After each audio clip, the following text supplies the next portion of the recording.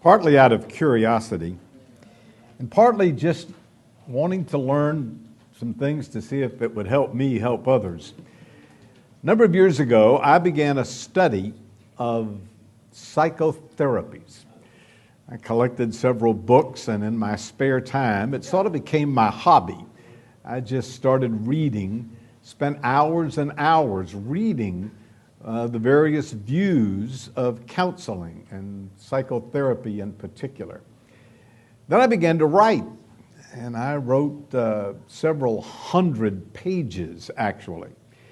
In the midst of that study, I directed a tour to China.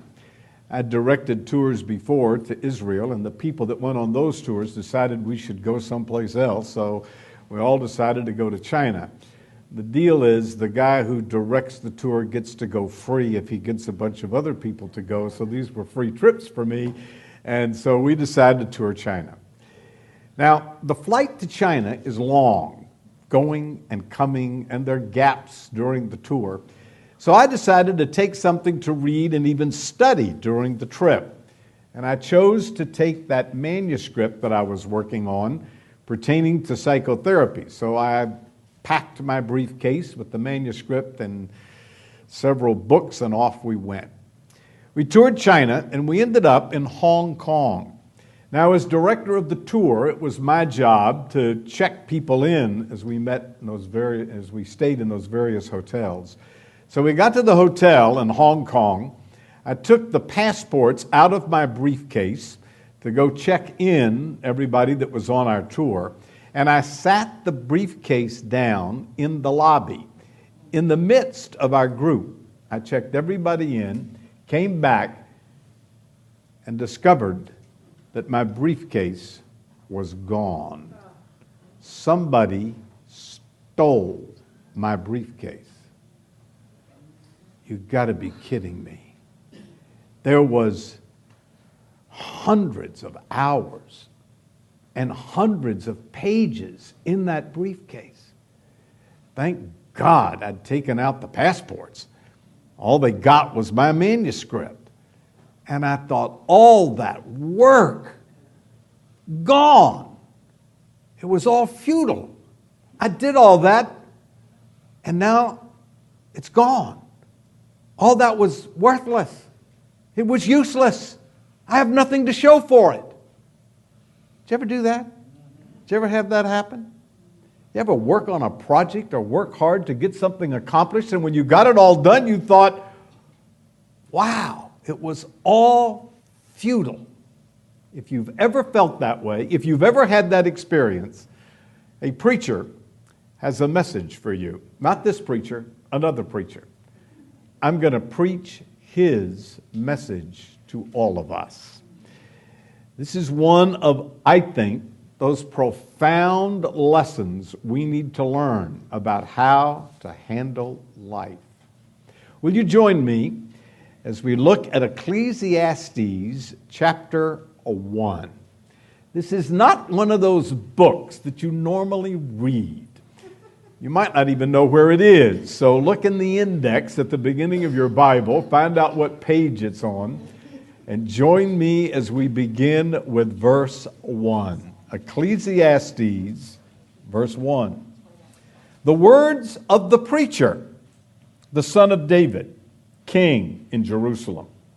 Vanity of vanities, saith the preacher. Vanity of vanity, all is vanity. What profit has a man from all his labors in which he toils under the sun? One generation passes away, another generation comes, but the earth abides forever. The sun also rises, and the sun goes down, and hastens to its place where it arose. The wind goes toward the south, and turns around to the north. The wind whirls about continually and comes again on its circuit. All the rivers run into the sea, yet the sea is not full. To the place from which the rivers come, there they return again. All things are full of labor. Man cannot express it. The eye is not satisfied with seeing, nor the ear filled with hearing. That which has been is what will be, and that which is done is what will be done, and there is nothing new under the sun. Is there anything of which it may be said, "See, this is new"? It has not already been in ancient times before us. There is no remembrance of former things, nor will there be any remembrance of things that are to come, but those who will come after.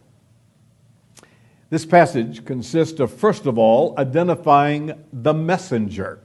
That's real short, sweet, and simple in verse 1. Then, this messenger, this preacher, gives us a message. And that message is basically in the next two verses, verses 2 and 3. The rest of the passage are a number of illustrations of the message. So this is a typical Baptist sermon that has 3 points. The messenger, the message, and illustrations, metaphors of the message. All right, let's begin by looking at the messenger. Verse 1, the word of the preacher. The Hebrew word that's translated preacher was translated into Greek, and from Greek it was Latinized, and the Latinized version of the Greek word, which is a translation of the Hebrew word, is Ecclesiastes. Ecclesiastes means the preacher. The basic idea behind the Hebrew word, it was a speaker before an assembly. So he's not a preacher in the sense of the New Testament preacher. He's just simply the speaker before an assembly. He's assembled a number of people together, and he wants to deliver a speech. He further identifies himself as the son of David. Now, David had several sons, so which one is this? Well, the last part of the verse tells us that this son was the king in Jerusalem. That therefore indicates it must be a reference to Solomon, because he was the son of David, who was also king in Jerusalem. That's the messenger. The son of David, Solomon, king in Jerusalem, who's now assembled a group of people together to deliver a message. What does that tell us?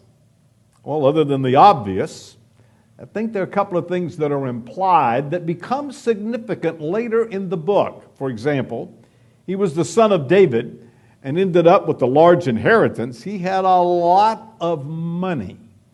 We'll talk about that later in the book. He was king in Jerusalem. He had power. We'll talk about that kind of thing later in the book. So just know that this messenger is in a position to deliver his message from experience based on some of the things he's going to tell us later. But he gives us his message up front without any other introduction.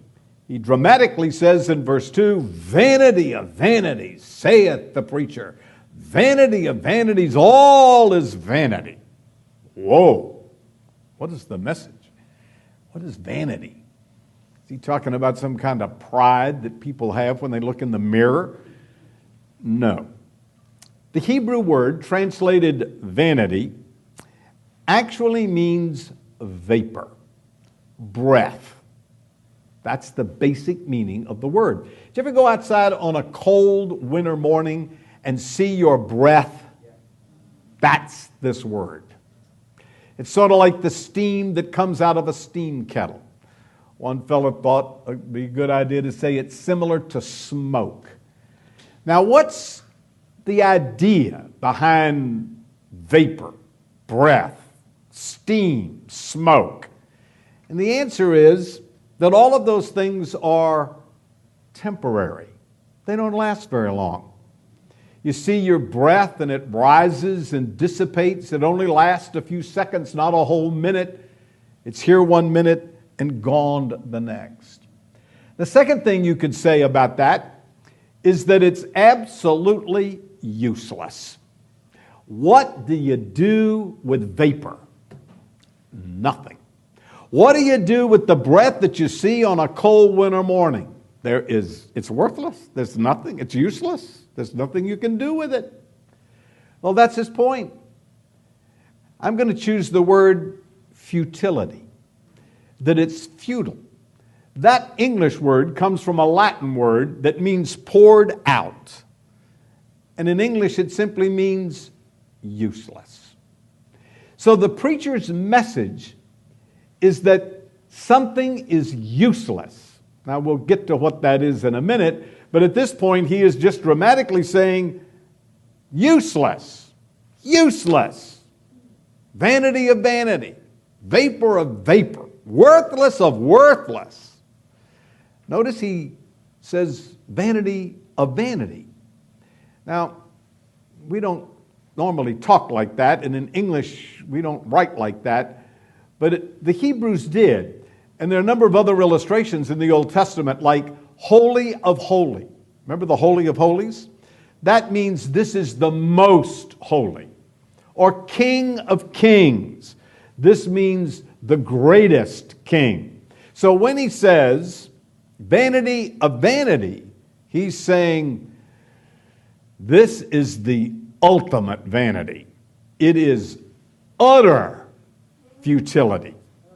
Matter of fact, I've entitled this message, Utter Futility. And I get it from this verse. That's the message. Utter futility. Then he says, all is like that. All is vanity. All is utter futility.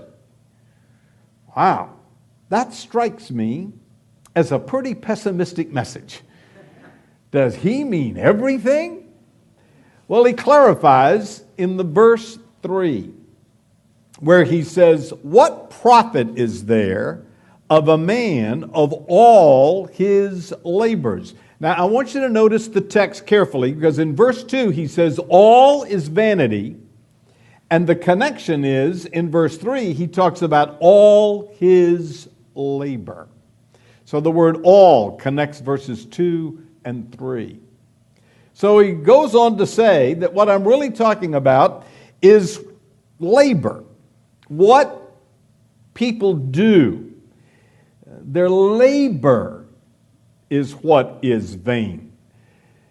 And what I mean by that is, what profit is there?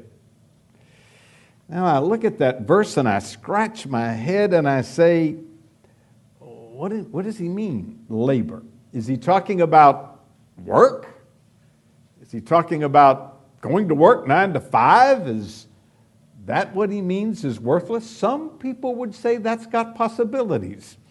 But that's not exactly what he's doing. And the way I know that is he uses the word profit over and over again in this book. And by looking at those occurrences of profit, we get some idea of the kind of labor that has no profit. So what is utterly useless is some kinds of labor, and what he means by utterly useless is those kinds of labor have no profit. So what I want to know is, give me some specifics. What are you talking about? Well, let me give you a few examples. Turn to chapter 2 and look at verse 1. I said in my heart, come now, I will test you with myrrh. Therefore, enjoy pleasure.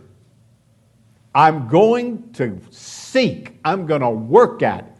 I'm going to endeavor to get pleasure. That's the labor. But notice what he says. This also is vanity. Verse 2. I said of laughter, it's madness. And myrrh, what does it accomplish? Now notice, he's talked about pleasure, and in the same breath, he mentions vanity and accomplishment. Same idea that's in those opening verses. So what he's telling us, among other things, is that when you decide to seek pleasure in life, That's what you're going to work for. That's what you're going to live for. That in the final analysis, it's worthless. It doesn't accomplish anything. It's transitory. It's temporary. It's worthless. All right, let me give you a second illustration. This one's real interesting. Look at chapter 2 and look at verse 18. He said, "Then I hated all my labor in which I toiled under the sun, because I must leave it to the man who will come after me." Now, it's obvious from that verse itself, he's talking about his possessions now, not pleasure. And the context bears that out. So what he's saying is this: look, I spent all this time and effort to gather things. And let me just tell you, that was vanity. That was vapor. That was useless. And here's my proof. I die, and it comes to the fellow who lives after me. I gave it all to my kids, and they squandered it. I mean, all the stuff I hoarded and collected, they sold at a garage sale for $1 a piece. It's all vanity. It's worthless. So what he's talking about, it's not all labor. He's talking about laboring for pleasure and laboring for possessions. But there's one more, and this is one of my favorite. Turn to chapter 3 and look at verse 9. He says, "What profit has the worker from all that he labors? I have seen the God-given task with which the sons of men are to be occupied.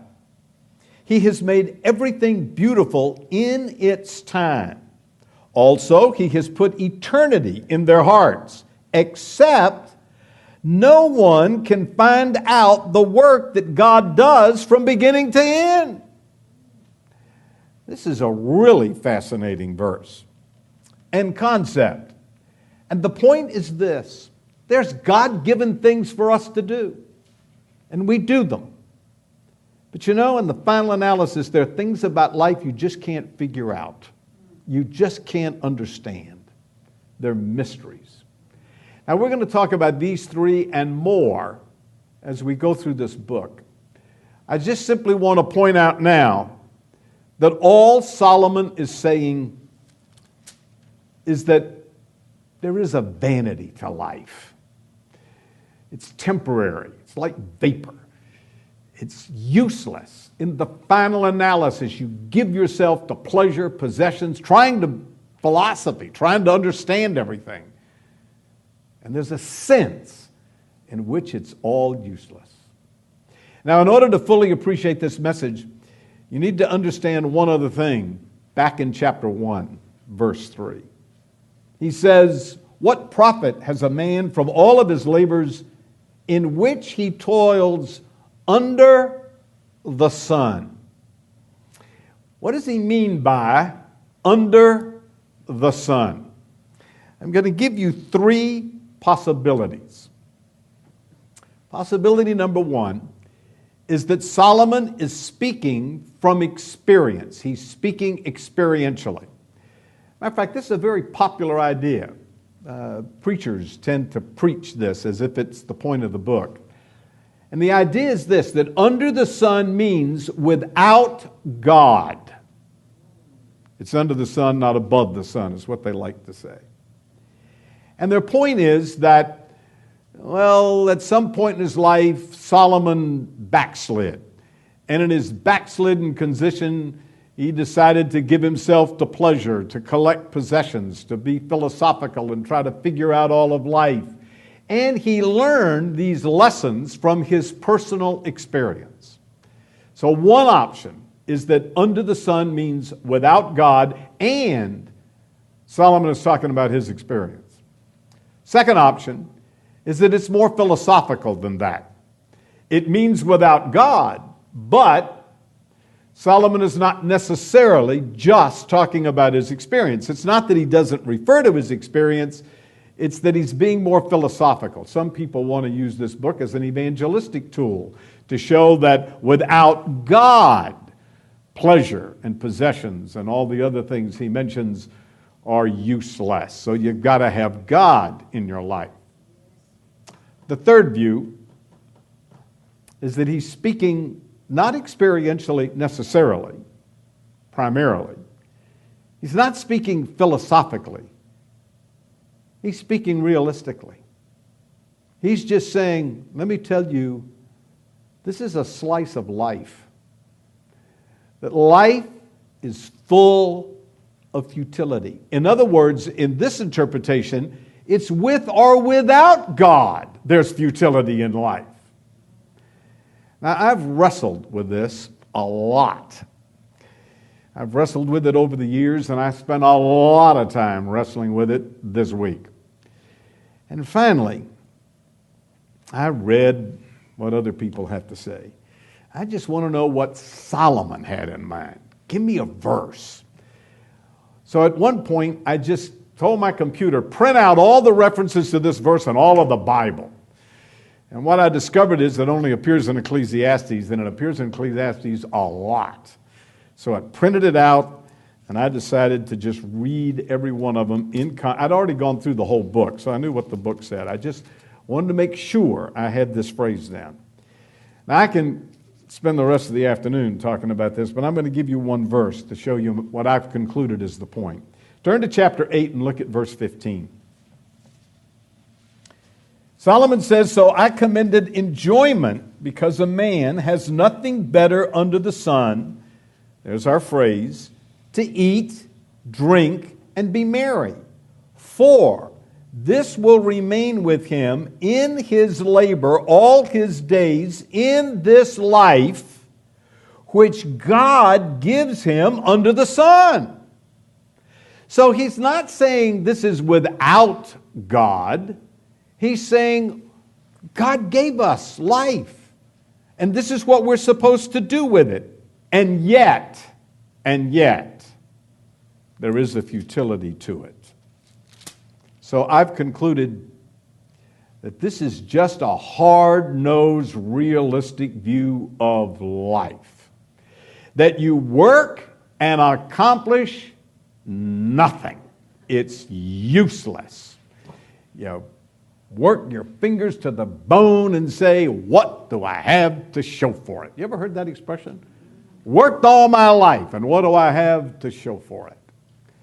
Shakespeare puts in the mouth of Macbeth the words, "Life is a tale told by an idiot, full of sound and fury, signifying nothing." Now that may not be exactly what Solomon has in mind, but it's close. Or Thoreau said, people live lives of desperate, what's the phrase? Quiet desperation. You know it. That's something of what he's saying. Life is temporary and useless. Now, at this point, it does get better. Just bear with me for a while, will you? I'll give you the positive side before I stop. But you got to get the negative side, because that's what he's doing in this passage. We'll get there. Hang on. Bear with me. At this point, he illustrates it. And he starts out illustrating it from just generations. Look at verse 4. One generation passes away, another generation comes, but the earth abides forever.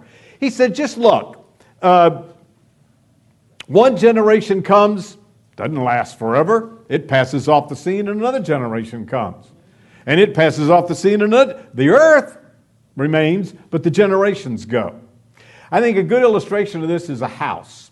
There are houses that were built in the early part of the 20th century in Los Angeles. You go back to New England, they'll show you houses that were built in 1776. So the house remains. Just drive down the street and pick out a house. How many families lived in that house? How many families are still alive that lived in that house? And that's his point. Generations come and generations go. But it's all temporary. They don't stay. The house stays, but they don't stay. Or then he talks about nature, and this really gets at his point. He uses the sun, the wind, and the river. Look at verse 5. The sun rises and the sun goes down and hastens to the place where it arose. Now don't get scientific with us here. It's the language of observation. It's just looking at the phenomena. And he says, look at the sun. It rises in the morning, races across the sky, sets in the evening. And what did it accomplish? It just goes back and does the same thing. It accomplishes nothing. Or he says, look at the wind, verse 6. It goes toward the south, turns around and goes toward the north.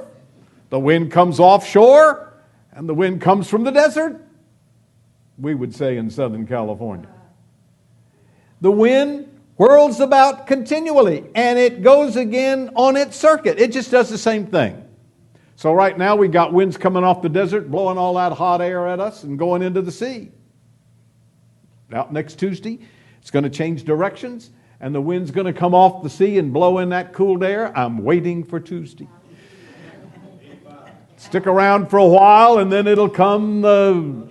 Santa Ana will come and blow the wind off the desert back into our face, and wait a while, and the wind will...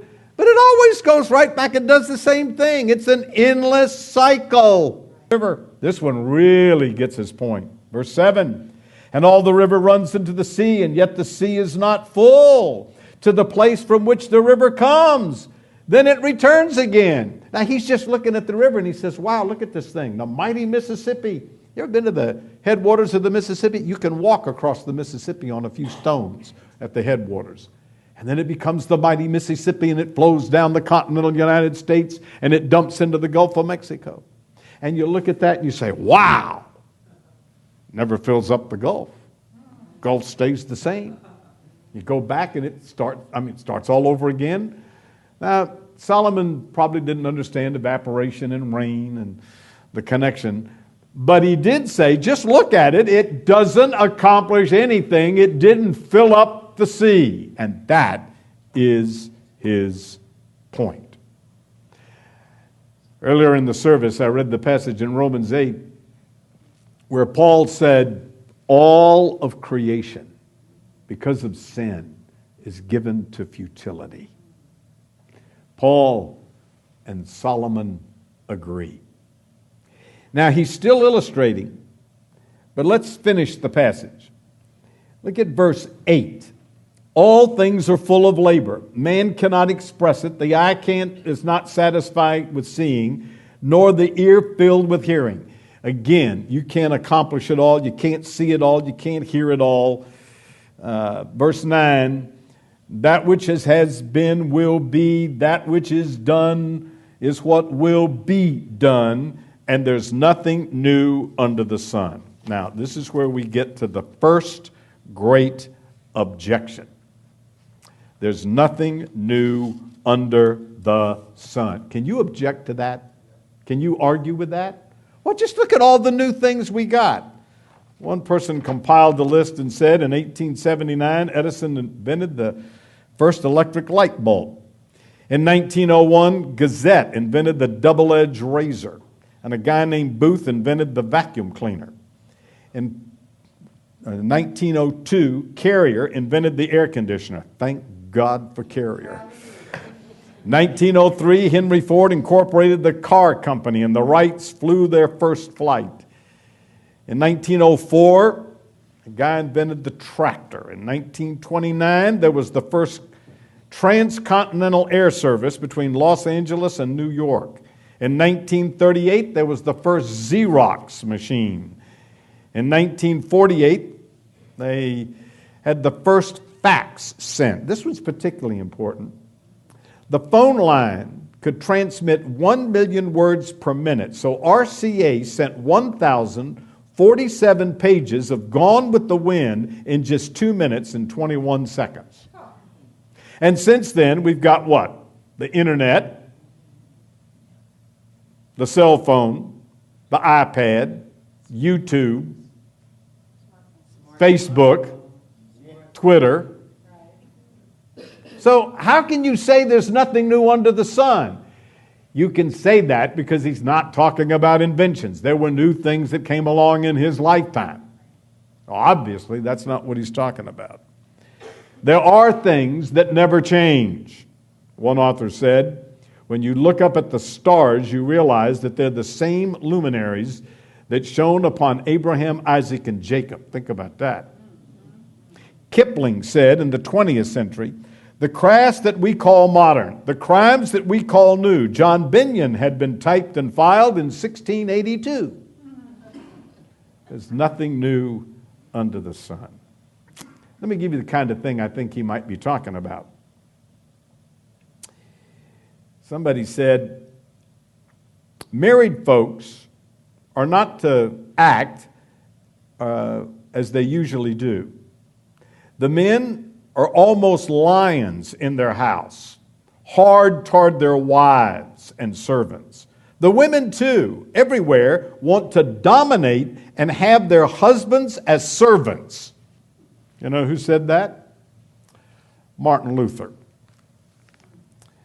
Or there is the comment lamenting the sad state of marriage. One author wrote, and I quote, young people marry now on a short acquaintance without giving it much serious thought. They often do not consider it for a lifetime, but think that they will try married life, take a chance, and if it does not work, well, they can easily get a divorce. That was written in 1930. Speaking politically, somebody said, the budget must be balanced. The treasury should be refilled. Public debt should be reduced. The arrogance of officials should be tempered and controlled. And the assistance of foreign lands should be curtailed unless we go bankrupt. People must learn again to work instead of living on public assistance. Cicero, 55 BC. There's nothing new under the sun. But in this context, what Solomon is saying is, there's nothing that's going to come along that's going to be new in the sense of making life not futile. It's going to be useless. And the way he describes it, what has been's going to be, and what's going to be in the future is going to be what's going on now. It's all going to be the same. Nothing is going to change. Verse 10, is there anything of which it may be said, see, this is new? It's already been in ancient times before us. Your problem is you forgot. Verse 11, there is no remembrance of former things, nor is there to be any remembrance of things that are to come. That's the problem. It's not that there's nothing new. It's that we forgot that it was way back when. All right. I've gone through the passage. Did you get the message? Can you repeat it? What's the message? A lot of human labor is temporary and useless, meaning that it has no lasting profit. I'm going to repeat that. That's the message of this passage, of this book, and I think one of the passages, one of the principles you need to learn to be able to handle life. A lot of human labor produces that which is temporary and useless. Things pass away without leaving profit. No advantage, no gain.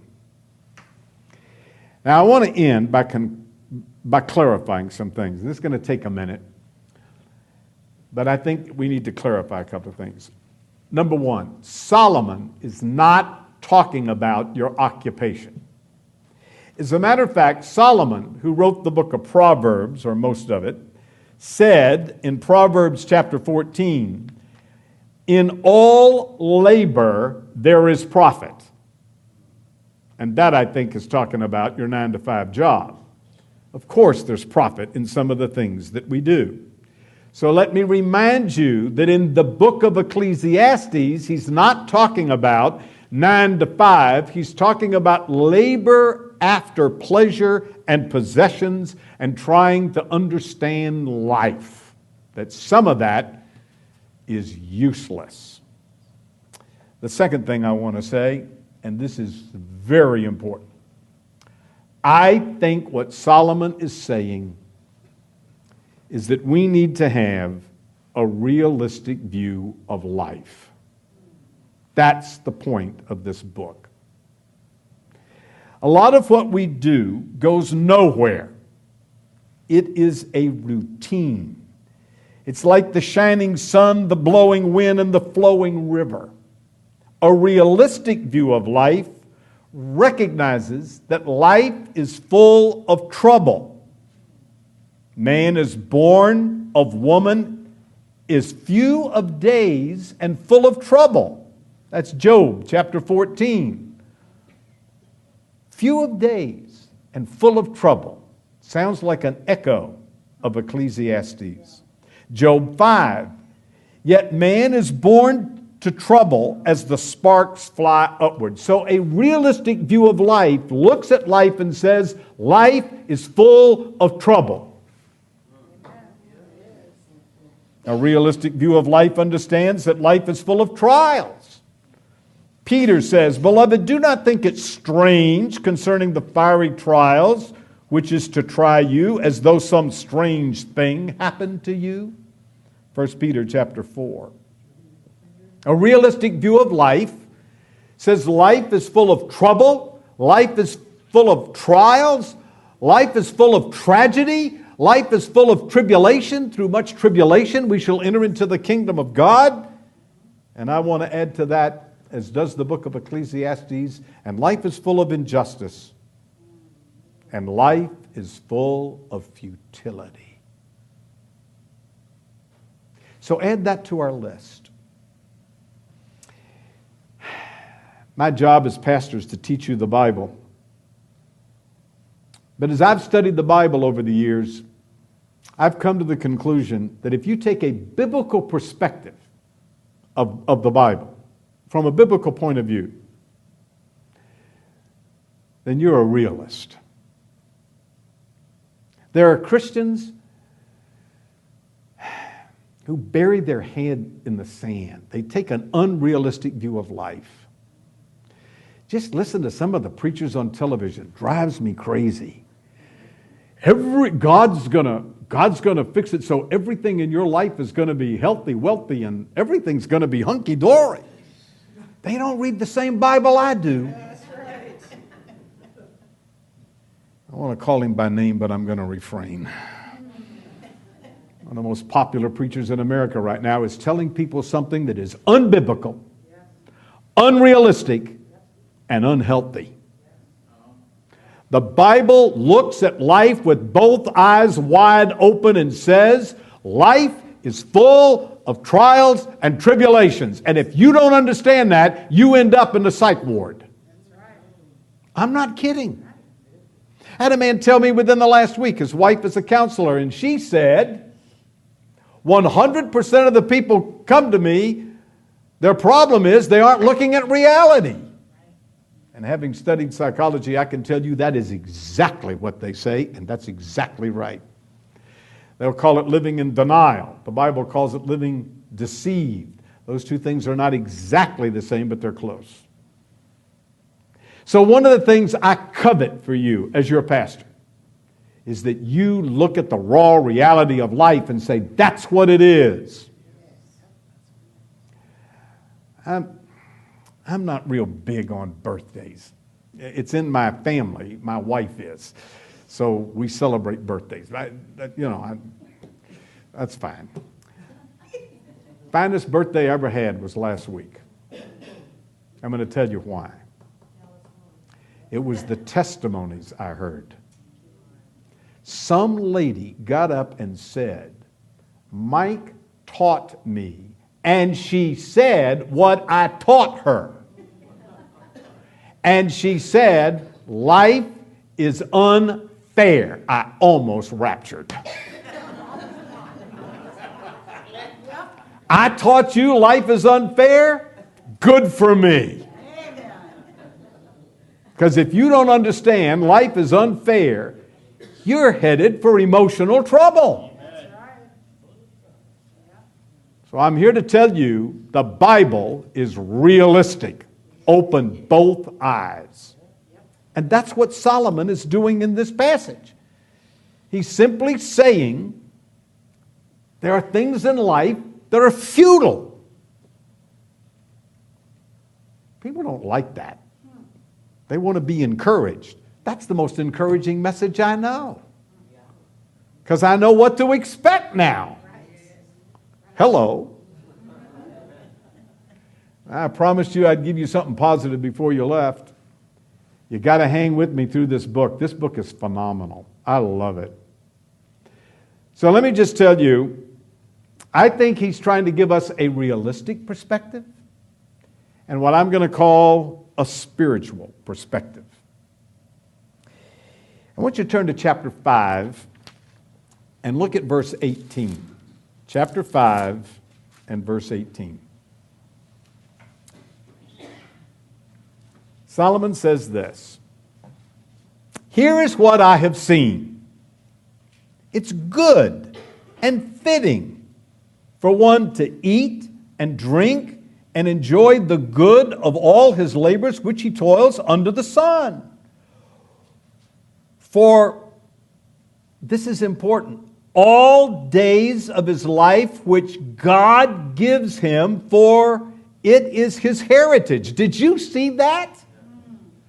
God has given us a gift. It's life. He's given us this day. So he comes to the end of the book and Solomon says, let me give you the conclusion to the whole matter. Fear God and keep his commandments. This is the whole duty of man. So put these two things together. On the one hand, life is full of trials, troubles, tragedies, and on the other hand, God has given me the gift of life. And I'm to enjoy it. And he mentions in 5:18, to enjoy the good of all of his labor. Did you see that? To enjoy the good. And that includes eating and drinking. Not, of course, speaking of drunkenness. So Solomon preaches that life is a gift from God to be enjoyed. The teaching of the preacher is to realize that life is a fleeting thing and needs to be savored and enjoyed as a gift of God. One author says, in the context of the wisdom literature of the Old Testament, the book of Ecclesiastes is saying, quote, "Wisdom involves seeing life from a divine perspective, trusting God in the face of apparent futility." May I repeat that? The message of this book is that wisdom, we're going to say lots about wisdom before we get done with this book, involves seeing life from a divine perspective and trusting God in the face of trials, trouble, tragedy, and futility.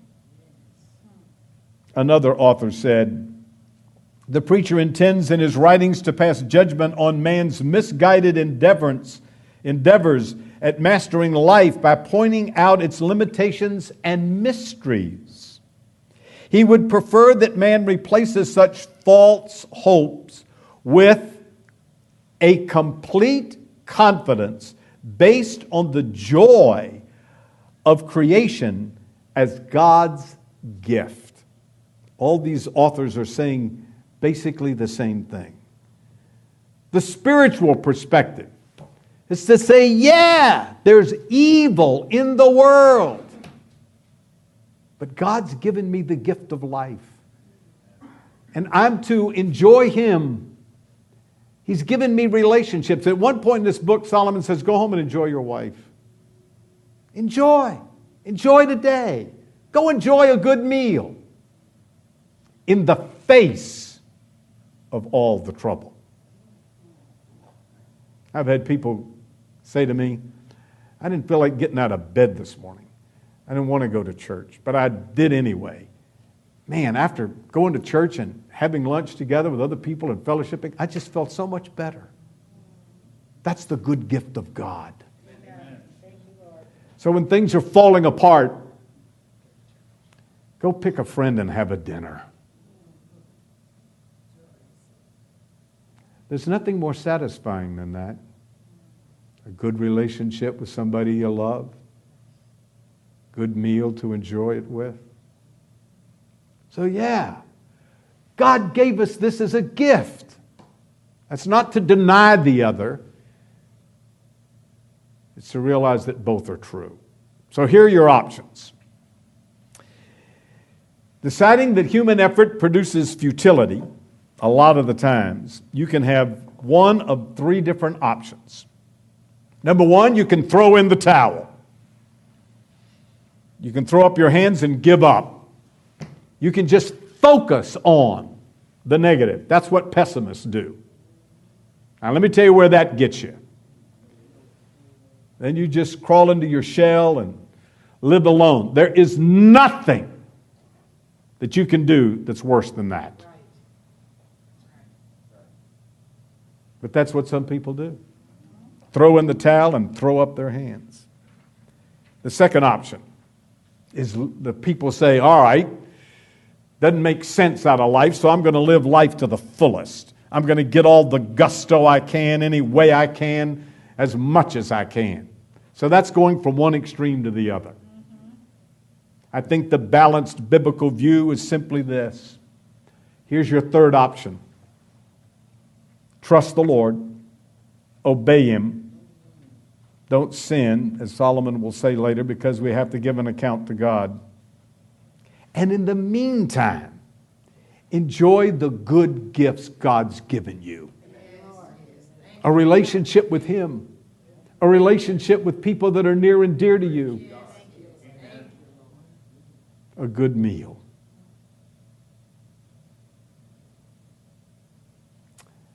I began by telling you that some thief stole my briefcase. Now what do? Well, the people on the tour decided he probably realized real quick there was nothing of value in it and threw it in a trash can. So some of the dear people on my trip went and looked in trash cans to find my briefcase. They didn't find it. So I grieved for a little bit. And then I decided, he stole my briefcase, but he's not going to steal me enjoying the rest of this trip. Right? So we got a wonderful dinner and a great hotel. The briefcase gone. Later I redid the whole work and it was better the second time. So here's the lesson. Thieves may steal your briefcase. Don't let them steal your enjoyment of life that God has given you as a gift. Amen. Father,